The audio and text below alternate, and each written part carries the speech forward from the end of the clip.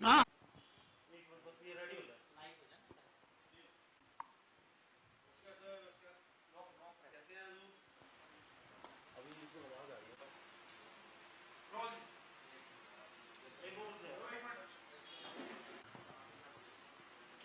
आप सभी पत्रकार एवं छायाकार बंधुओं का स्वागत है।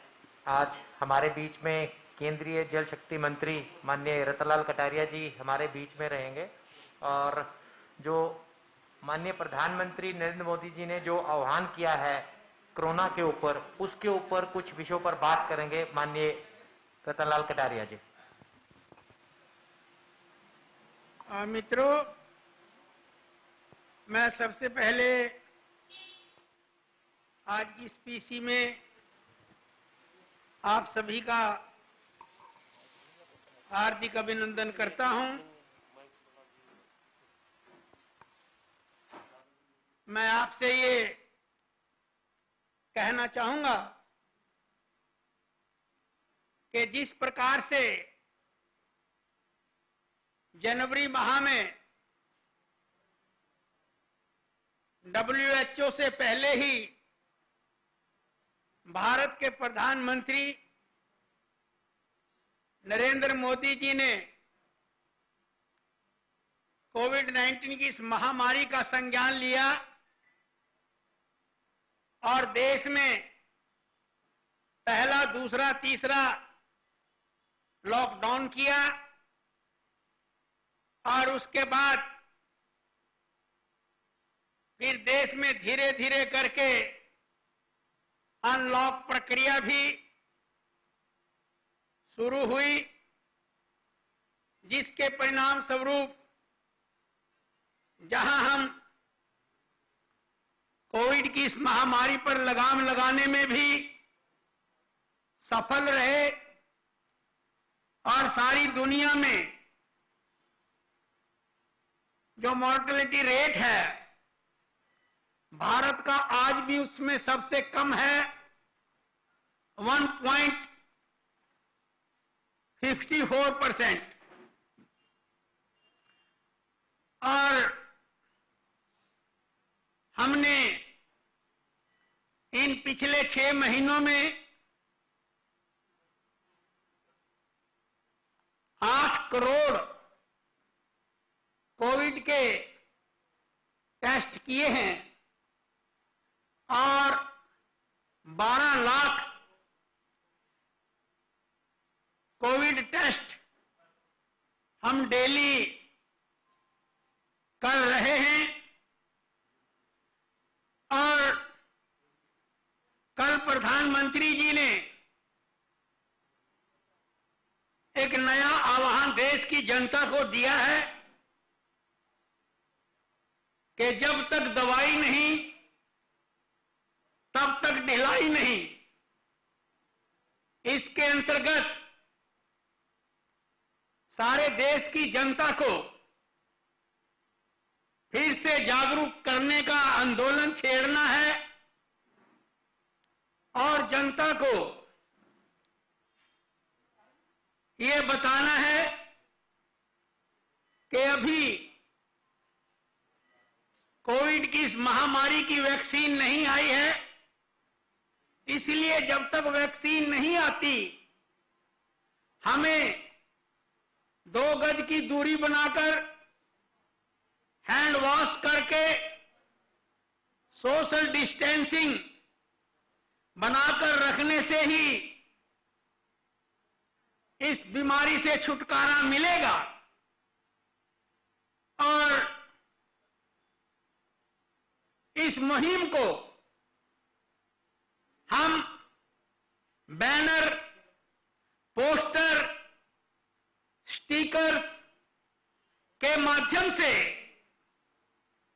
जितने भी हमारे पब्लिक ट्रांसपोर्ट है, रेलवे है, मेट्रो है, बसेस हैं, एयरपोर्ट है, पेट्रोल पंप हैं, स्कूल हैं, कॉलेज हैं, आंगनबाड़ी हैं, मार्केट कमेटी हैं, ऑफिस के कॉम्प्लेक्सेस हैं, हाउसिंग सोसाइटी हैं, पुलिस स्टेशन हैं, और उन सब जगह पर जाकर हमने ये बैनर, पोस्टर और स्टिकर के माध्यम से देश की जनता को जागरूक करना है। इसमें हम जो हमारे पद्मश्री विजेता हैं, जो हमारे प्रोफेसर्स हैं, जो हमारे बेहतरीन वकील हैं, जो हमारे पंचायतों के सरपंच हैं, ब्लॉक समितियों के सरपंच हैं, जिला परिषद के सरपंच हैं, नगर निगमों के, नगर पालिकाओं के मेयर हैं, चेयरमैन हैं, मेंबर हैं, उन सबको भी हमने इस मुहिम में सम्मिलित करना है। जो हमारे रिटायर्ड आईएएस हैं और हमारे आईपीएस हैं, हमारे रिटायर्ड सिविल सर्जन हैं, और जितने भी हमारे प्रतिष्ठित समाज सेवी हैं, उन सबको हमने इस अभियान के साथ जोड़ना है।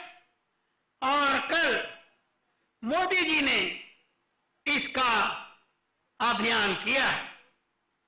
मैं आपको ये बताना चाहता हूं कि जनवरी मास में हमारे देश में केवल एक लैब थी पूना में जो टेस्ट करती थी। आज हमारे देश में 1890 कोविड टेस्टिंग लैब हैं, और हमारे देश के जो एम्स हैं, 6 से बढ़कर आज 22 एम्स कोविड महामारी का इलाज कर रहे हैं, और 75 हॉस्पिटल्स को हमने ये इजाजत दी है कि वो कोविड महामारी से निपटने के लिए कदम उठाएं। आज हमने इस देश के राज्यों को 2-3 श्रेणियों में बांटा है कि जहां पर सबसे ज्यादा कोविड के केसेस हैं,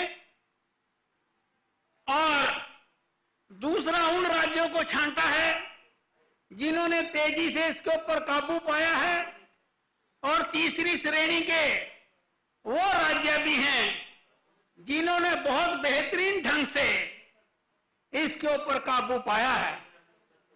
इस अभियान के माध्यम से हम सभी राज्यों को ये संदेश भी देना चाहते हैं कि वो आपस में कोऑर्डिनेट करके मिलकर इस बीमारी का समाधान निकालने के अंदर मदद करें।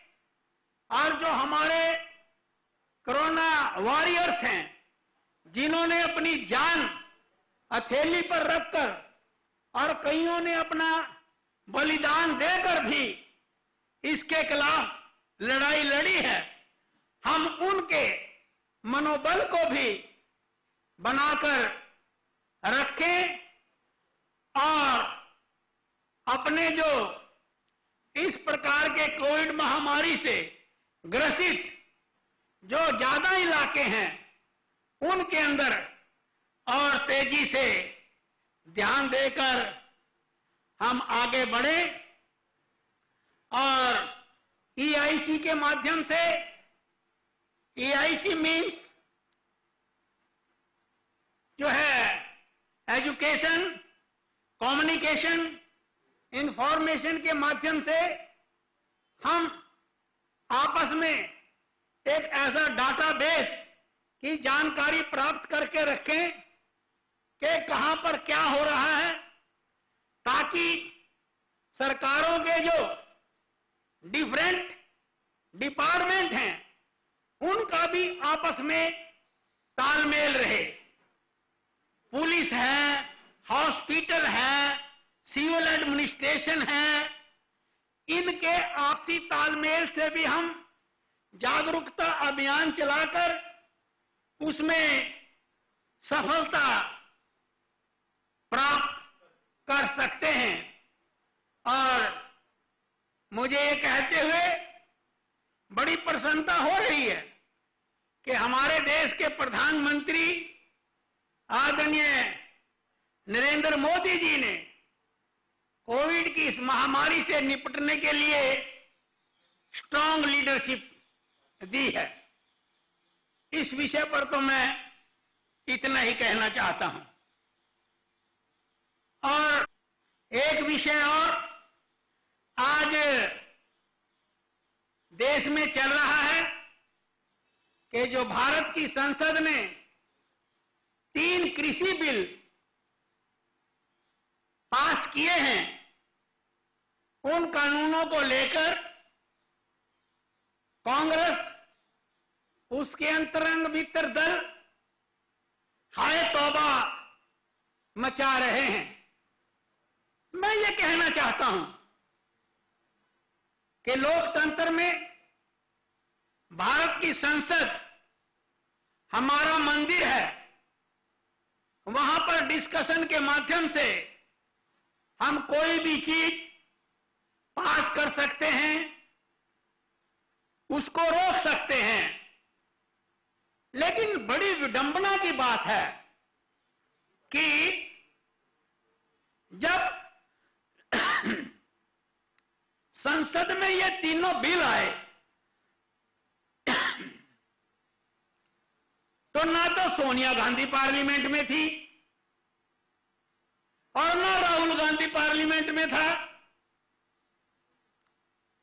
और जब ये बिल पास हो गए, अगले दिन सोनिया भी टपक पड़ी और राहुल गांधी जी भी बरस पड़े और पंजाब में ट्रैक्टर पे चढ़ बैठे। ये तो उनकी कोरोना की महामारी के प्रति गंभीरता है। और कहने लगे कि एक बार मुझे प्रधानमंत्री बना दो, मैं इन तीनों बिलों को डस्टबिन में डाल दूंगा। मैं ये कहना चाहता हूं कि ना 9 मन तेल होगा, ना राधा नाचेगी। जैसे जैसे कांग्रेस पार्टी ने मोदी जी के खिलाफ पिछले 20 सालों में जहरीला अभियान चलाया है, कांग्रेस को वो उल्टा ही पड़ा है। और आज पंजाब के मुख्यमंत्री अमरिंदर सिंह जी कह रहे हैं कि मैं स्पेशल सेशन बुलाकर इन तीनों कृषि बिलों को रद्द कर दूंगा। मैं कहना चाहता हूं अमरिंदर सिंह जी, ये बिल भारत की संसद ने पास किए हैं और आपने 2004 में भी जितने भी नदी जल के समझौते थे उनको रद्द करके देख लिया है। सुप्रीम कोर्ट ने आपके द्वारा 2004 में उठाए गए कदमों को रद्द कर दिया। इतना ही नहीं, राष्ट्रपति तक आपने गुहार लगाई, लेकिन राष्ट्रपति महोदय ने भी आपके पक्ष को मंजूरी नहीं दी। और जो अनकॉन्स्टिट्यूशनल कदम आपने पंजाब की असेंबली में 2004 में अपना बहुमत होने का गलत फायदा उठाया था, उसे सुप्रीम कोर्ट ने रद्द कर दिया। और अब फिर अगर आप भारत की संसद के साथ खिलवाड़ करने का कदम उठाते हैं तो अब की बार भी आपको मुंह की खानी पड़ेगी। ये बिल किसानों की आमदनी को दुगना बढ़ाने वाले हैं, उनको छूट देते हैं कि कहीं पर भी अपनी फसल बेच सकते हैं, चाहे मंडी में बेचें, मंडी के बाहर बेचें, किसी के साथ कॉन्ट्रैक्ट करें, और वो कॉन्ट्रैक्ट अगर किसानों के हित में नहीं जाता तो किसान को यह हक है कि उस कॉन्ट्रैक्ट को तोड़ दे। और अगर कहीं पर कोई झगड़ा पैदा होता है तो मामला एसडीएम के पास जाएगा, और एसडीएम 2 आदमी अपने और 2 आदमी व्यापारी के बुलाकर उसका समाधान करेगा। अगर फिर भी नहीं फैसला होता तो जो मिनिमम प्राइस है वो किसान को देना पड़ेगा। और एक कांग्रेस पार्टी और उसके ये अंतरंग मित्र दल प्रचार कर रहे हैं कि किसान की जमीन छीन जाएगी। तीनों बिलों में एक सुई की नोक जितना भी किसान की जमीन लेने का प्रावधान नहीं है। जब कहीं जमीन का नाम ही नहीं है तो कैसे कोई किसान की जमीन को ले लेगा। तो आज ये जो इन्होंने झूठ बोलो का अभियान कांग्रेस पार्टी ने चलाया है, आज उसका पर्दाफाश करने का समय है। मैं ये बताना चाहता हूं कि आज भी पंजाब में एमएसपी पर खरीद हो रही है, हरियाणा में हो रही है। पिछले साल पंजाब ने 32,058 करोड़ रुपए का धान खरीदा एमएसपी पर, और 26,006 करोड़ रुपए का पंजाब ने एमएसपी पर गेहूं खरीदा। हरियाणा ने 12,510 करोड़ रुपए का धान खरीदा, 14,642 करोड़ रुपए का जो है गेहूं हरियाणा ने पिछले साल एमएसपी पर खरीदा। और कुल मिलाकर मैं अगर कहूं तो हरियाणा के किसानों की जेब में भारत सरकार और राज्य सरकार का 81,000 करोड़ रुपया विभिन्न मदों के अंदर, चाहे वो सब्सिडियां हैं, चाहे वो 6,000 रुपए प्रति किसान 14 लाख लोगों को, किसानों को देने का मामला है।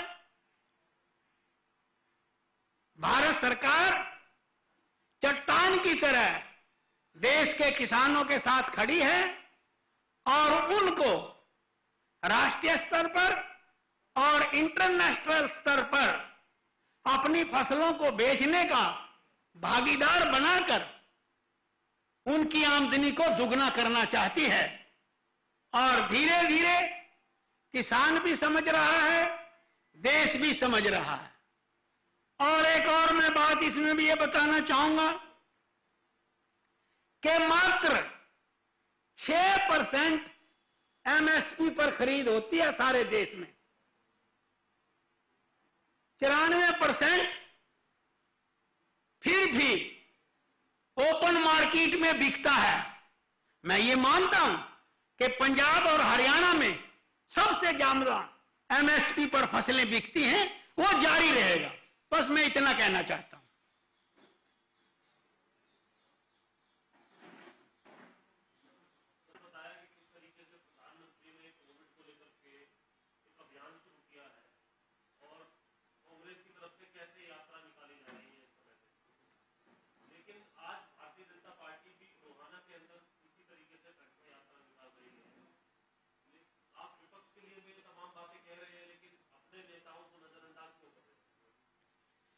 देखिए, हमारे प्रधानमंत्री की ओर से क्लियर कट इंस्ट्रक्शन है 2 गज की दूरी बनाए रखने की, सोशल डिस्टेंसिंग की, हाथ धोने की, और वो बार बार कह रहे हैं कि सावधानी हटी और दुर्घटना घटी। मैं भी एक मीटिंग में जा रहा हूं कल, जो बातचीत आई है मैं भी अपने हरियाणा की इकाई के समक्ष रखूंगा।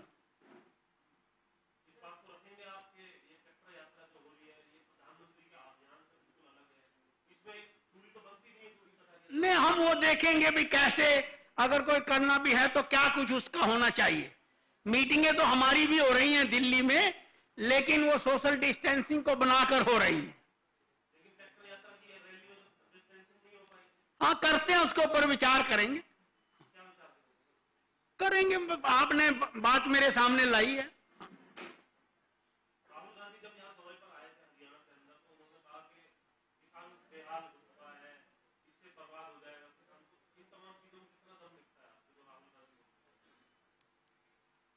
ऐसा है, देश उनकी बातों के दम को पिछले 10-15 साल से देख रहा है। वास्तव में तो ये है कि जहां जहां कदम पड़े राहुल के, वहीं वहीं बंटाधार। ना कोई नियत है, ना कोई नीति है, ना कोई कार्यक्रम है। थूको और भागो, थूको और भागो।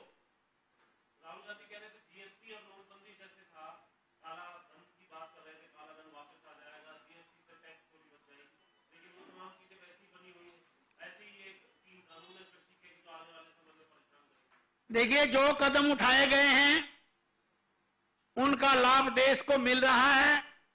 ये बीच में कोविड आ गया तो जिसकी वजह से कुछ कठिनाई आई, आप इस सितंबर माह का देखिए, जो जीएसटी है वो 1 लाख करोड़ रुपया हो गया है, और धीरे धीरे इसके और बढ़ने की संभावना है। आर्थिक स्थिति अपनी पटरी पर आती जा रही है और आने वाले समय में और बेहतरीन ढंग से आएगी।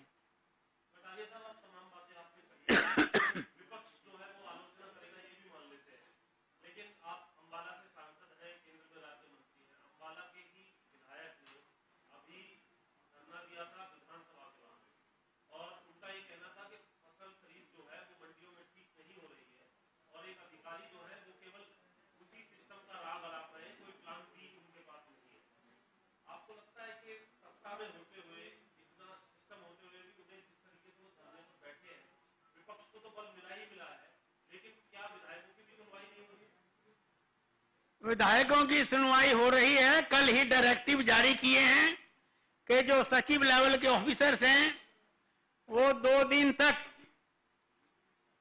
अपने विधायकों से बातचीत करेंगे।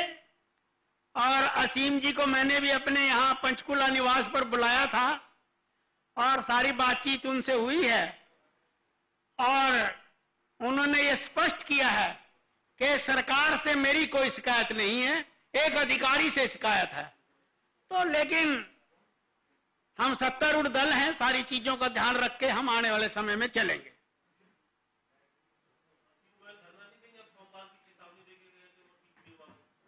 मुझे नहीं लगता, सारी बातचीत उनसे हुई है और ऐसा वो नहीं करेंगे, जहां तक मेरा ओपिनियन है। देखिए, ऐसा है, जो भी आदरणीय मुख्यमंत्री जी के संज्ञान में है वो बात करेंगे सारा।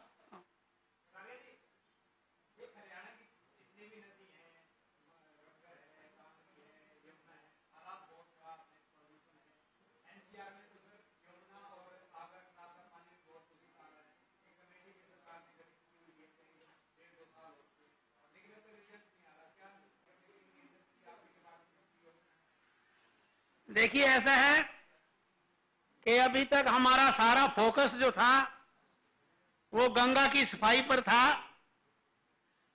और 28,000 करोड़ रुपए की लागत से हमने गंगा में प्रदूषण को कम करने के लिए, उसकी अविरलता और निर्मलता को बनाए रखने के लिए 319 प्रोजेक्ट लिए हैं, जिनमें 150 से ऊपर कंप्लीट हो चुके हैं और गंगा के जल में शुद्धता आई है, निर्मलता आई है और जो ऑक्सीजन की मात्रा है वो बढ़ी है। और जो लोग पिछले साल कुंभ में गए थे इलाहाबाद, उन्होंने उसको अनुभव भी किया है और अब जो हरिद्वार में मार्च में कुंभ आएगा उसमें और बेहतरीन ढंग से वो पानी जो है देखने को मिलेगा। जहां तक गंगा की बात है और सरस्वती की बात है, उसके ऊपर भी मैंने अभी 2 मीटिंगें ली हैं। मैं खुद सारा वो देखने के लिए पानीपत गया था, यमुनानगर गया था, जहां से पोल्यूशन होता है। हमने उसके ऊपर एसटीपी भी लगाए हैं और एनजीटी से भी जो है हमारी जो है बातचीत हुई है और सरकार से भी बातचीत हो रही है, क्योंकि यमुना जो है वो गंगा की सहायक नदी है और इसलिए गंगा के बाद अब जो है कदम हम चाहेंगे कि यमुना का पानी भी साफ हो और उसके लिए हरियाणा सरकार हिमाचल और उत्तराखंड के साथ मिलकर कुछ डैम बनाने की योजना बना रही है। हरियाणा में भी पौंटा साहब से ऊपर एक डैम बनाने की प्रपोजल है। जब ये सारी चीजें मैच्योर होंगी तो यमुना का जल भी जो है उसमें भी अविरलता आएगी।